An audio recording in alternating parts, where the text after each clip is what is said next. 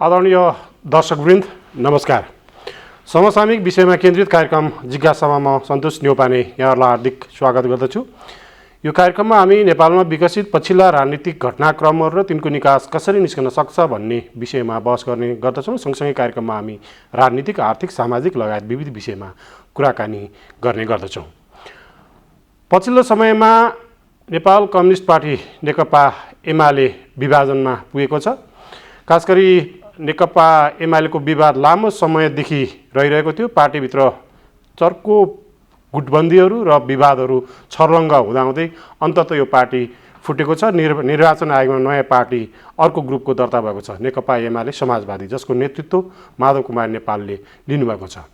अब आगामी दिनमा यो पार्टी कसरी अगाडि बढ्छ, सँगसँगै नयाँ सरकार गठन छ, सरकारमा यो पार्टी सहभागी हुन्छ कि हुँदैन र पछिल्लो राजनीतिक घटनाक्रमहरू के हुन सक्छन् लगायतका विविध विषयमा आज हामी कुराकानी गर्नेछौँ। हामीसँग अतिथि पनि आइसक्नु भएको छ। हामीसँग हुनुहुन्छ मेटमणि चौधरी सांसद, उहाँ हाम्रो स्टुडियोमा हुनुहुन्छ। उहाँलाई पहिला हामी कार्यक्रममा स्वागत गरौँ। कार्यक्रममा स्वागत छ यहाँलाई। नमस्ते। अब यो पार्टी विधिवत रूपमा निर्वाचन आयोगमा तपाईँले दर्ता पनि गर्नुभयो होइन? अब आगामी रणनीति कसरी अगाडि बढ्छ? अब पार्टी त तपाईँले दर्ता पनि गर्नुभयो होइन? अब सँगसँगै तपाईँहरूको तर्फबाट चाहिँ जो सांसदहरू हुनुहुन्छ उहाँहरूलाई कारबाहीको पनि एउटा पत्र पठाइएको कुराहरू पनि आइरहेको छ होइन? करिब 14 जना सांसदलाई अर्को पक्षले कसरी अगाडि बढ्नुहुन्छ? अब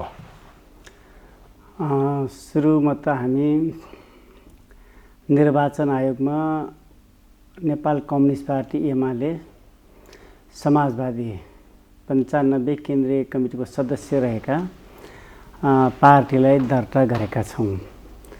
र अब पहिलो काम हामी राष्ट्रिय भेला, जुन निर्वाचन आयोगले हामीलाई आधिकारिकता पार्टीको नाम र चुनाव चिन्ह आधिकारिक रूपमा प्रदान गर्यो भने हामी राष्ट्रव्यापी एउटा भेलाको आयोजना गर्छौँ र मुनि मुनि कसरी जाने, हाम्रा स्ट्र्याटेजी, हाम्रा प्लानहरू कसरी अगाडि बढ्ने त्यो तरिकाले अगाडि बढ्छौँ र केन्द्रीय कमिटीको मिटिङ तुरुन्तै हामी बस्छौँ। त्यो मिटिङले हामीले कम्तीमा 4 महिनाको एउटा अभियान तय गर्छौँ। 4 महिनाभित्र हामीले प्रत्येक टोलमा समेत हाम्रो पार्टीलाई स्थापित गर्ने गरी पार्टी बनाउने वडा कमिटीहरू गठन गर्ने, जनवर्गीय सङ्गठनहरू निर्माण गर्ने, पालिका लेभल, प्रदेश लेभल सबै कमिटीलाई हामीले इन्फोमन्टमा कम्प्लिट गरिसक्छौँ। त्यसपछि प्रशिक्षणहरू सँगसँगै भेलाहरू सबै खालका प्रोग्रामहरू 4 महिनाभित्र हामी कम्प्लिट गर्छौँ। त्यसपछि हामी नेपालमा रहेका जति कम्युनिस्ट पार्टीको नाममा रहेका राजनीतिक दलहरू छन्, माओवादी केन्द्र, विप्लवदेखि लिएर जति हुनुहुन्छ सबैको बिचमा पार्टी एकताको लागि आह्वान गर्छौँ। यहाँसम्म कि उपेन्द्र यादव समेतलाई आह्वान गर्छौँ। उहाँले नेतृत्व गरेको पार्टीलाई समेत एकताको लागि आह्वान गर्छौँ। यो हामीले नेकपा समाजवादी पार्टीलाई स्थापित गर्नको लागि कम्तीमा 4 महिना पछाडि हामी एउटा ठाउँमा पुग्छौँ र सम्भवतः 7औं महिनामा हामीले जति छ सबैको बिचमा एकता भइसक्छ र 8-9 महिना पछाडि त एक खालको निर्वाचनको माहौल बनिसक्छ। निर्वाचनमा फेस गर्ने कुरा हुन्छ। यो राजनीतिक दलभित्रको एउटा प्रोसेस, पार्टीले अँगाल्ने प्रोसेस हुन्छ भने आधिकारिकता पाउने बित्तिकै हामी सरकारमा पनि जान्छौँ। सरकारमा किन जान्छौँ भन्दाखेरि सरकारले त अब नीति तथा कार्यक्रम ल्याउनु पर्ने होला, विभिन्न विधेयकहरू ल्याउनु पर्ने होला, फेरि हामीले बजेट पनि प्रस्तुत गर्नुपर्ने छ। यो बजेटलाई समेत पास गर्नको लागि हामी सरकारमा बलियो सरकार बनाउनको लागि सरकारमा हाम्रो उपस्थिति हुन्छ र एउटा सशक्त सरकार, बलियो सरकार, त्यो सरकारले आफ्ना प्रोग्रामहरू, आफ्ना पोलिसीहरू सजिलै पास गर्न सक्ने गरी, सजिलै फेस गर्न सक्ने गरी बलियो सरकारको रूपमा यसलाई स्थापित गर्छौँ र बिस्तारै पुरै अवधि प्रतिनिधि सभा चल्ने गरी, अझ भएन भने 5 महिना 6 महिना थप त्यो गर्न मिल्ने जुन संवैधानिक हक छ, अधिकार छ, करिब 21 महिना 22 महिनासम्म स्मुथली सरकार अगाडि बढ्ने गरी हामी सरकारमा समावेश भएर अगाडि बढ्छौँ। अब चौधरीज्यू, यहाँले भने जस्तै पार्टीको आधिकारिक रूपमा अब निर्वाचन आयोगले देला, त्यो अर्को पार्ट रह्यो। तर बाहिर मासमा चाहिँ जुन एक्सपेक्ट भएको थियो माधव पक्षको ग्रुप, खास गरी तपाईँहरूको ग्रुपमा चाहिँ धेरैजना सांसदहरू हुन्छन् भनेर भनिएको थियो र अहिले पहिलो चरणमा हेर्ने हो भने हामीले तपाईँहरूकै सहकर्मी साथीहरू, माननीय नेताहरू होइन, तपाईँहरूको ग्रुपमा अहिले आउन नसकेको देखियो होइन, किन यस्तो भयो? यो मानवीय एउटा चरित्र पनि हो। युद्धको मैदानमा थोरै मान्छेहरू मात्रै फ्रन्ट लाइनमा आउन सक्छन्, जसले हिम्मत गर्छ, जसले क्षमता राख्छ र जस्तोसुकै रिस्क मोल्न सक्ने हिम्मत राख्नेहरू र भोलि यही हिम्मत राखेर म त्यो ठाउँमा पुग्न सक्छु भन्ने जसले लक्ष्य बोकेको हुन्छ, ती मान्छेहरू मात्रै फ्रन्ट लाइनमा आएर गोला, बम, बन्दुक, बारुद जे भए पनि त्यसलाई छल्ने हिम्मत गर्ने मान्छे थोरै मात्रै हुन्छन्।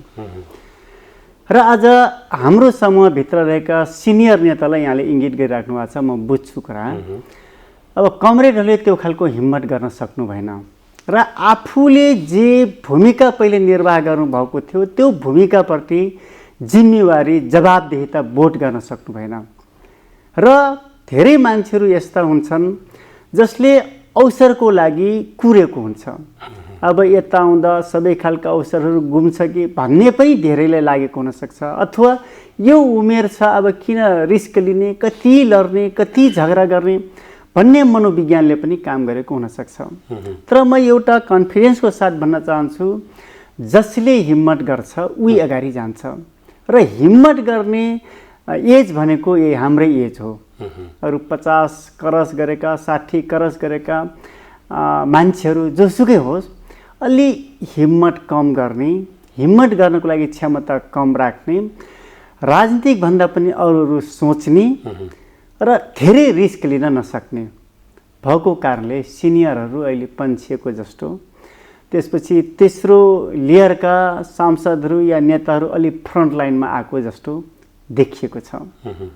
अब नेकपा एमालेका अध्यक्ष केपी शर्मा ओली, पूर्व प्रधानमन्त्री, जुन पार्टीमा तपाईँहरू रहनुहुन्थ्यो, अहिले रहन सक्नु भएन। सँगसँगै संसद सचिवालयमा दर्ता पनि भइसकेको छ कारबाहीको लागि भनेर 14 जना सांसदलाई। यसलाई तपाईँहरू कसरी फेस गर्नुहुन्छ? कारबाहीको कुनै अर्थै छैन। केपी ओलीले राम्रोसँग संविधान पढ्नुपर्छ। नेपालको संविधानको 76 को 1, 2, 3, 4 मा एक खालको दलीय अनुशासन अथवा दलीय हुइप लाग्न सक्छ। आज हामीले जुन सरकार बनाइरहेका छौँ त्यो 76 को उपधारा 5 अनुसार बनाएका छौँ। यसमा क्लियर के कुरा लेखेको छ भने प्रतिनिधि सभामा रहनु भएको कुनै एकजना अथवा जोसुकैले सरकार गठन गर्न सक्छ, तर 30 दिनभित्र, फेरि छैठौँमा 30 दिनभित्र विश्वासको मत लिनुपर्छ भन्ने कुरा छ। हामीलाई कारबाही गर्ने कुरा शेरबहादुर देउपा, सम्माननीय प्रधानमन्त्री शेरबहादुर देउपाले माग्नुभएको विश्वासको मतको पक्षमा भोट हालेकै कारणले अनुशासनहीन, अनुशासन उल्लङ्घन गरिएको कुरा छ। र संवैधानिक रूपमा हरेक मान्छे, हरेक सांसदहरू विवेक प्रयोग गर्न सक्ने कुरा छ। हामीले विवेक प्रयोग गर्यौँ संविधानको रक्षाको लागि, कानुनी राज्य स्थापनाको लागि, यो मुलुकको प्रणालीलाई जोगाउनको लागि। र दोस्रो, सर्वोच्च अदालतले पनि सँगसँगै फैसला गरिराख्दा भनेको छ यही विषयमा, यही प्रसङ्गमा सांसदहरूलाई कारबाही नगर्नु, नगराउनु, गर्न नदिनु भनेपछि केपी ओलीले यो हरकत, मैले हरकतै भन्छु, यिनले के गरेका छन् भने चिसो मौसममा एकदम कठाङ्ग्रिएको खुट्टामा पिसाब फेरेर न्यानो गरा जस्तो मात्रै हो। हामीलाई कुनै पनि प्रकारको हुइप पनि लागू हुँदैन 76(5) मा गइसकेपछि, 76(6) मा गइसकेपछि, र अनुशासनको कारबाही, अनुशासनको दण्ड बर्साउन सक्दैनन्।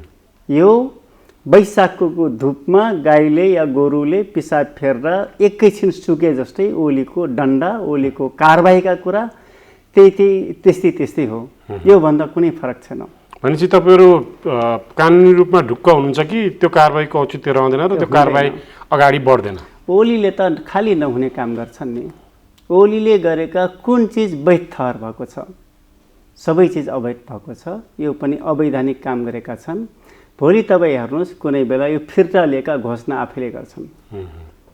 तपाईँ लेखेर राख्नुहोस्, म एनटिभी प्रमुख महत्त्वपूर्ण मिडिया हो, यो मिडियामा कन्फिडेन्सको साथ भन्न चाहन्छु 2 दिन पछाडि ओलीले यो कारबाही फुकुवा भयो, फिर्ता भयो भनेर भन्ने ठाउँमा पुग्छन्, किनकि उनी अवैधानिक तरिकाले, गैर कानुनी तरिकाले यसलाई कारबाहीको प्रक्रिया अगाडि बढाएका छन्। अब बाँकी रह्यो शीर्ष तहका नेताहरूको पनि प्रसङ्ग भयो होइन, एमाले पार्टी विभाजनको प्रसङ्गमा हामी जाँदाखेरि तपाईँ कतिको आशावादी हुनुहुन्छ कि अरू बाँकी जुन शीर्ष तहका नेताहरू हुनुहुन्छ तपाईँहरूको पार्टीमा उहाँहरू आउनुहुन्छ भन्ने कुरामा तपाईँ कतिको विश्वस्त हुनुहुन्छ? 110% अथवा 200%। जस्तो नामै लिँदा हामीले को आउन सक्नुहुन्छ भनेर भन्न सक्छौँ। सबैभन्दा पहिले भीमरावल आउनुहुन्छ, घनश्याम भुषाल कमरेडहरू आउनुहुन्छ, त्यसपछि अरू कमरेडहरू बिस्तारै आउनुहुन्छ, वामदेव कमरेड सबैभन्दा अगाडि आउनुहुन्छ, त्योभन्दा अगाडि पनि आउन सक्यो किनकि उहाँले त स्वीकृति जनाइसक्नु भएको छ। अन्तिममा सबै आउनुहुन्छ। अन्तिममा आउने भनेको योगेश भट्टराई, जो निकै प्रभावशाली नेता, एकदम उदाउँदो नेता, सबैभन्दा पछि आउनुहुन्छ। तर सबै आउनुहुन्छ, उहाँहरू मात्रै हो न, केपीसँग जोडिनु भएका अरू स्थायी कमिटीका कमरेडहरू पनि आउनुहुन्छ। किन आउनुहुन्छ भन्दाखेरि उहाँहरूलाई के थाहा छ भने अब केपी ओलीले नेतृत्व गरेको पार्टी सुक्ने नै हो। खडेरी आए जस्तै ओलीको पार्टीमा हुने हो। जस्तै ठुला फाँटहरूमा ठुलै खेतहरू हुँदा पनि खडेरी भयो भने फाँटैभरिको धान सुक्छ नि। त्यसै गरी ओलीसँग एजेन्डा छैन, ओलीसँग विषयवस्तु छैन। ओलीले जे जति गरेका छन् उनी अपराध मात्रै गरेका छन्। नेपालको कम्युनिस्ट आन्दोलन जुन संसारभरिका कम्युनिस्टहरूले सिक्ने ठाउँ थलो भइरहेको थियो, यो कम्युनिस्ट आन्दोलनलाई समाप्त गरेका छन्। नेपालको संविधानप्रति अपराध गरेका छन्, नेपालको प्रणालीप्रति अपराध गरेका छन्, कानुनप्रति अपराध गरेका छन्, सिङ्गो स्थायी सरकारको चाहना बोक्ने नेपाली जनताहरूको मनोविज्ञानप्रति अपराध गरेका छन्। र भोलि निर्वाचन कसरी फेस गर्ने कुनै स्पेसै राखेका छैनन्। त्यसैले तपाईँ हेर्दै जानुहोस्, ओलीको पार्टी अब सुक्ने, जसरी शरीरमा रगत बन्दैन कुन रोग लागेपछि अथवा सुकिनस लागेपछि मान्छेको शरीर सुकिराख्छ, त्यो पोजिसनमा ओलीको पार्टी पुग्छ। त्यसैले सबै नेताहरू कोही ढिलो आउलान्, कोही चाँडो आउलान्, हिम्मत गर्ने, क्षमता गर्ने, साहस गर्नेहरू भोलि ठाउँमा पुग्नेहरू अगाडि आउँछन्, फ्रन्ट लाइनमा उभिन्छन्। र यी कुनै पनि चिजको आशा अपेक्षा नबोकेकाहरू पछि आउलान्, भोटरको रूपमा आउलान्। तर आउन चाहिँ सबै यही ठाउँमा आउने हो, गोलबन्द हुने ठाउँ यही हो, सिङ्गो कम्युनिस्ट आन्दोलन एकीकृत रूपमा रहने ठाउँ यही हो। ढिलो चाँडो सबै कमरेडहरू चाहे जोसुकै हुन्, सबै कमरेडहरू यही ठाउँमा आउँछन्। अब यही प्रसङ्गमा कुराकानी गर्दाखेरि केन्द्रीय सदस्य र तपाईँको खास गरी राष्ट्रिय सभा र प्रतिनिधि सभाका सांसदहरूको हामीले हिसाब गऱ्यौँ भने तपाईँहरूसँग अहिले माधवपछि तपाईँ जुन ग्रुपमा हुनुहुन्छ ठ्याक्कै कतिजना पुगेको अवस्था एकातिर हो र अझ बढी पुर्याउने अपेक्षामा हुनुहुन्छ? हामी अहिले पनि केन्द्रीय कमिटीको सदस्यको रूपमा 34 जना छौँ। बाँकी बाहिर 15 जना हुनुहुन्छ। 34 र 5 कति हुन्छ? 49 हो। त्यसपछि 10-15 जना अरू सजिलै थपिनुहुन्छ। भन्नाले नेकपा एमाले, साबिक नेकपा एमालेको संसदीय दलमा हामीले करिब 3 महिनाभित्र बहुमतको पोजिसनमा पुग्छौँ र केन्द्रीय कमिटीभित्र त हामी हाराहारीकै पोजिसनमा छौँ। हाराहारीकै पोजिसन भएको कारणले केन्द्रीय कमिटीमा हामी करिब 2 महिनाभित्र बहुमतको पोजिसनमा पुग्छौँ। संसदीय दलमा अझ धेरै सांसदहरू थप्नुपर्ने भएको कारणले र ओलीले नै टिकट दिएर सांसद बनाएको कारणले, समानुपातिकमा पनि ओलीकै योगदान भएको कारणले अलि ढिलो बिस्तारै मान्यज्यूहरू पनि खुल्नुहुन्छ। संसदीय दल र साबिक एमालेको संसदीय दल र केन्द्रीय कमिटीमा हामी 3 महिनाभित्र कम्प्लिटली बहुमतको पोजिसनमा पुग्छौँ। अब नेकपा एमाले समाजवादी पार्टी गठन भएपछिको प्रसङ्ग हेर्ने हो भने अब पहिला पनि हामीले त्यो ट्रेन्डहरू देखेका छौँ कि राजनीतिक दलहरू फुट्छन्, जुट्छन् हैन, विभिन्न खालका त्यहाँ द्वन्द्वहरू रहन्छ, एउटा पार्ट त्यो रह्यो। अब यो प्रसङ्गमा हामीले कुराकानी गर्ने हो भने थुप्रै खालका विकृति विसङ्गतिका कुराहरू पनि आउँछन्। अब सांसदहरू उता तान्ने काम पनि भइरहेको छ, यता तान्ने काम पनि भइरहेको छ, उताको यता आउने यताको उता जाने हैन, अनएक्सपेक्टेड पनि भएको कुराहरू पनि आइरहेको छ, किनबेचको कुराहरू पनि आइरहेको छ। अब यो चर्चाहरू चलिरहेको छ हैन, यो सम्भावना पनि बढिरहेको हो। खै मलाई देख्दैन, मैले त्यस्तो कुरा देख्दैन। सांसद भइसकेका मान्छे, हजारौँ जनताहरूले मतदान गरेर यो ठाउँमा पुर्याएका मान्यज्यूहरूले त्यस्तो हरकत अनैतिक आचरणहीन काम होला भन्ने मलाई लाग्दैन। यो केवल यो विगतमा थियो, जुन बेला मिडिया थिएन, मिडियाको राज्य थिएन, त्यो बेला सांसदहरूले थुन्ने, अनेक लोभ लालचमा पार्ने, विदेशमा सैर गर्न लगाउने, अनि एउटै घरमा थुनेर सुरा सुन्दरीसँग राख्ने, यी सबै खालका हामीले सुनेका छौँ। त्यो सत्य हो होइन थाहा छैन, तर पनि सुन्नमा यिनी कुरा आएको थियो। तर यो 21st सेन्चुरीमा त्यसपछि नैतिकताका कुरा, आचरणमा ध्यान दिने मान्यज्यूहरू भोलि पटक पटक सांसद बन्ने चाहने, मन्त्री बन्न चाहने, प्रधानमन्त्री बन्न चाहने, पार्टीको अध्यक्ष बन्न खोज्ने मान्यज्यूहरूबाट यस्ता हरकत हुँदैन। म कन्फिडेन्स 100 कन्फिडेन्सको साथ भन्छु, यो हुँदैन, कुनै सांसदबाट हुँदैन। यद्यपि ओली पक्षका मान्यज्यूहरूले यस्ता आरोपहरू लगाइराख्नु भएको छ। यो किन लगाइराख्नु भएको छ थाहा छैन, तर हाम्रो तर्फबाट, हाम्रो लेभलबाट यस्तो नहोला। अब नेपाल कम्युनिस्ट पार्टीको नेपालको इतिहास हेर्ने हो भने सुरुदेखिको नेपाल कम्युनिस्ट पार्टी गठन प्रक्रियादेखि नै हेर्ने हो भने पार्टी गठनदेखि नै यो चाहिँ पार्टीहरू फुट्न थालेका उदाहरणहरू थुप्रै छन् हैन। हुन त यो अरू पार्टीमा पनि छ, तर बढी त्यो देखिन्छ हेर्दाखेरि हैन। अब खास गरी नेकपा एमाले जुन सिद्धान्त, जुन आदर्श बोकेको थियो कम्युनिस्ट पार्टीको, अब यो जुन तपाईँले नयाँ पार्टी गठन नेकपा एमाले समाजवादी राख्नु भएको छ, खास गरी यसभन्दा पुरानो पार्टी एमाले अवलम्बन गरेको आदर्श सिद्धान्तप्रति यो एउटै भएर जान्छ कि यसका विचारहरू सिद्धान्तहरू फरक रहन्छन्? अलिकति क्लियर गरिदिनु न त्यसलाई। होइन, हामी अब नेकपा एमाले अङ्गालेको दृष्टिकोण, विचार, जनताको बहुदलीय जनवाद लाई अङ्गीकार गरेर हामी अगाडि बढ्ने हो, त्यसमा कुनै समस्या छैन। अब पार्टी विभाजन हुनुपर्ने कारण अब सैद्धान्तिक कुरा, दार्शनिक कुरा त हुँदैन नि। मात्रै केपी ओलीले नेपालको कम्युनिस्ट आन्दोलनलाई सक्रिय पोजिसन, प्री प्लानको साथ सक्ने पोजिसनमा गएपछि न नेकपा एमालेलाई जोगाउनको लागि, कम्युनिस्ट आन्दोलनलाई जगाउनको लागि, कम्युनिस्ट पार्टीको रक्षाको लागि, कम्युनिस्ट आन्दोलनले अङ्गीकार गरेको सिद्धान्त दर्शनको रक्षाको लागि हामीले यो ठाउँमा पुगेका छौँ। त्यसैले हामीले अँगाल्ने, हामीले प्रस्तुत गर्ने, हामीले भन्ने भनेको मल्टी पार्टी डेमोक्रेसी या जनताको बहुदलीय जनवादै हो। त्यसैले हामीले यही सिद्धान्त, यही दर्शनको आधारमा अगाडि बढ्छौँ र हामी समाजवादी सिद्धान्त जे छ त्यो सिद्धान्तलाई फलोअप गर्छौँ, कार्यान्वयन गर्नेतिर अगाडि बढ्छौँ। योभन्दा फरक कुरा हुँदैन। अझ अर्को कुरा के छ भने 2015 सालमा काङ्ग्रेसले 2/3 ल्यायो हो। 109 निर्वाचन क्षेत्रमध्ये 74 ठाउँमा सिङ्गल काङ्ग्रेसले जित्यो। 48 सालमा सिङ्गल काङ्ग्रेसले बहुमत ल्यायो। त्यसपछि 51मा हामी र काङ्ग्रेस कसैले बहुमत ल्याएनौँ, लार्जेस्ट पार्टी हामी भयौँ। 56मा काङ्ग्रेस फेरि बहुमत ल्यायो। 64मा 240मा 120 सिट माओवादीले ल्यायो, अराउन्ड बहुमतै हो। 74मा हामी अराउन्ड 2/3 सिट जित्यौँ। तर पनि मुलुकले निकास त पाएन, मुलुकले स्थायित्व स्थिर त भएन। 2 वर्ष 3 वर्षभन्दा कुनै पनि सरकार टिकेन।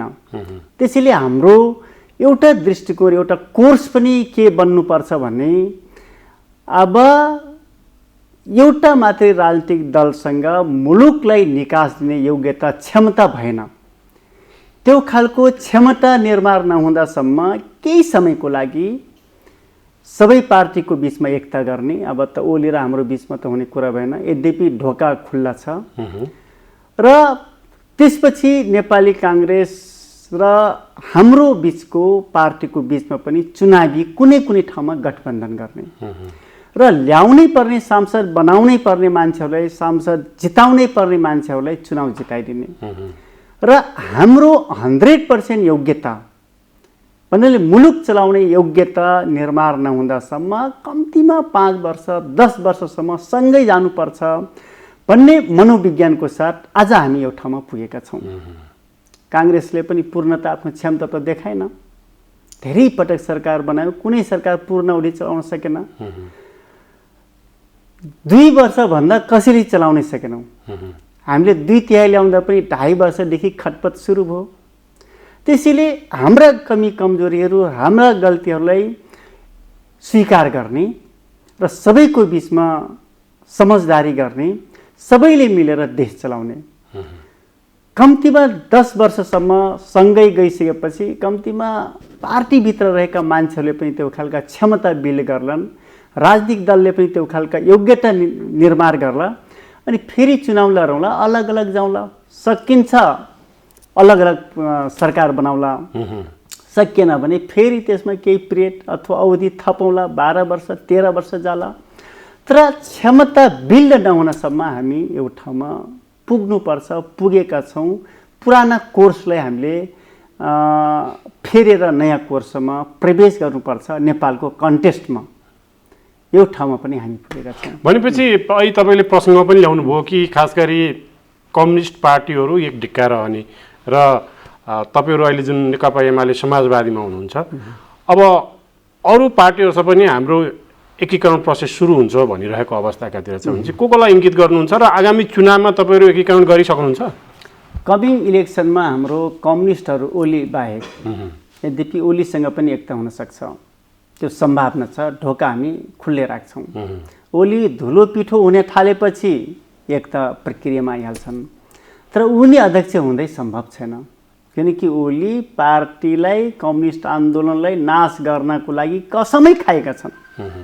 यिनी बाहेक, यिनले नेतृत्व गरेको पार्टी बाहेक, त्यसपछि नारायणमान विजुक्सेको पार्टी बाहेक सबै कम्युनिस्ट पार्टीको बिचमा एकता भइसक्छ आगामी चुनावसम्म। आगामी चुनावसम्म पार्टी एकता हुन्छ र नेपाली काङ्ग्रेससँग सहकार्य हुन्छ, कुनै चुनावी तालमेल हुन्छ, कुनै निर्वाचन क्षेत्र मात्रै। त्यो निर्वाचन क्षेत्रमा चुनावी तालमेल हुन सक्छ। जस्तै हामीले कुनै बेला सुशील कोइरालालाई जिताउनको लागि एउटा सामान्य हाम्रो कमरेडलाई उम्मेदवार उठाएका थियौँ। हामीले सामान्य कमरेडलाई उम्मेदवार उठाउनुको कारण सुशील कोइराला जितोस्, उहाँ जित्नुहोस् भन्ने कुरा न हो। काङ्ग्रेसले पनि त त्यसै गरेका थिए हैन? जस्तै हामीले दाङको 4 नम्बर क्षेत्रमा खास शङ्कर पोखरेललाई जिताउनको लागि बुद्धिराम भण्डारीलाई काङ्ग्रेसले टिकट दिएको, माधव नेपाललाई काठमाडौँमा जिताउन पनि भन्नाले यस्ता धेरै कुरा छ। अब यी सबै काम हामी यो संस्कारको डेभलप किन गर्नुपर्छ भने हामीसँग सिङ्गल योग्यता भएन। हामी कोही एमए पास गरौँला, कोही इकोनोमिक्सबाट होला, कोही पिएचडी होला, मास्टर्स लेभललाई पढाउने क्षमता भयो, तर मुलुक हाँक्ने र मुलुकलाई समृद्ध बनाउने क्षमता अझैसम्म न हामी कुनै राजनीतिक दलसँग रह्यौँ, न व्यक्तिसँग रह्यौँ। त्यसैले केही समयको लागि त्यो ठाउँमा, त्यो कोर्समा प्रवेश गर्नुपर्छ कि भन्ने सोचमा पनि छौँ। अब चौधरीजी, हामी कार्यक्रमको अन्तिममा छोटकरीमा भन्नु पर्दाखेरि नेपाली कङ्ग्रेसका पार्टी सभापति शेरबहादुर देउवाको नेतृत्वमा जुन अहिले एक घटक भनौँ न, केही घटकहरू मिलेर जुन सरकार बन्यो, अब मन्त्रीमण्डल विस्तारको विषयमा कुराकानी गर्दाखेरि ढिलो भएको त यसै पनि छ। अब पार्टीहरू, तपाईँहरू भर्खर निर्वाचन आयोगमा एउटा आधिकारिक पाउने तर्खरमा हुनुहुन्छ। तपाईँहरू तत्कालै अब मन्त्रीमण्डल विस्तार हुन्छ भनेर हामी भन्न सकिन्छ? कति दिनभित्र तपाईँहरूको कारणले नै ढिलो भएको हो पनि भनिएको छ होइन? त्यो हाम्रो कारणले होइन, काङ्ग्रेसले पनि सूची बनाउन सकेका छैन। माओवादीभित्र पनि सबै त्यही खालको समस्या छ, जसपाभित्र पनि समस्या छ। यद्यपि जसपाले टुङ्ग्यायो भन्ने कुरा म आजै मात्रै सुनेको छु। यद्यपि हामीले टुङ्ग्याएका छौँ, तर लिगल अब्स्ट्याकलहरू हामीसँग थियो। यो सबैको कसैसँग हामीसँग एक खालको समस्या, जसपा र अरू बाँकी सबैसँग अर्को खालको समस्या थियो। तर अब हामीले सरकारलाई स्मुथली अगाडि बढाउनको लागि, सरकारलाई बलियो बनाउनको लागि सरकारमा हामी चाँडै जान्छौँ। निर्वाचन आयोगले हामीलाई आधिकारिकता प्रदान गर्यो भने, प्रमाणपत्र दियो भने हाम्रो उपस्थिति सहभागी सरकारमा हुन्छ। किन तपाईँले शङ्का गर्नु भएको छ र आधिकारिता नदिने प्रमाणपत्र नदिने विषयमा? तर नपाउँदासम्म त शङ्का त रहेन, तर त्यो वेट त गर्नु पर्यो भने त अलि लाज त अब ऊ नहुँदै अब किन जाने, त्यस कारण कम्तीमा आउन दिउँ। चाँडै नै आउँछ त्यो, चाँडै आउँछ। हस् चौधरीजी, आइदिनु भयो। अब यो समसामयिक राजनीतिक विषयमा, पार्टीको विषयमा यहाँले जे कुराहरू जानकारी गराइदिनु भयो। हाम्रो कार्यक्रमको समय सिद्धियो, यहाँलाई धन्यवाद छ। हस्, नमस्ते। दर्शकवृन्द, अहिले हामीले कुराकानी गऱ्यौँ नेपाल कम्युनिस्ट पार्टी एमालेका नेता र समाजवादी पार्टी नेकपा एमाले समाजवादी भर्खरै गठन भएको छ। यद्यपि निर्वाचन आयोगले प्रमाणपत्र दिन बाँकी नै छ। उहाँ सांसद हुनुहुन्थ्यो, खास गरी माधव पक्षका सांसद हुनुहुन्थ्यो, माधव नेपाल पक्षका। र पछिल्लो समयमा यो पार्टी फुटिएपछि आगामी रणनीति के रहन्छ लगायतका विविध विषयमा हामीले कुराकानी गऱ्यौँ। यसको साथसाथै हाम्रो कार्यक्रमको समय पनि सिद्धिसकेको छ। हाम्रो सम्पूर्ण टिम लगायतमा पनि आज्ञा चाहन्छु। नमस्कार।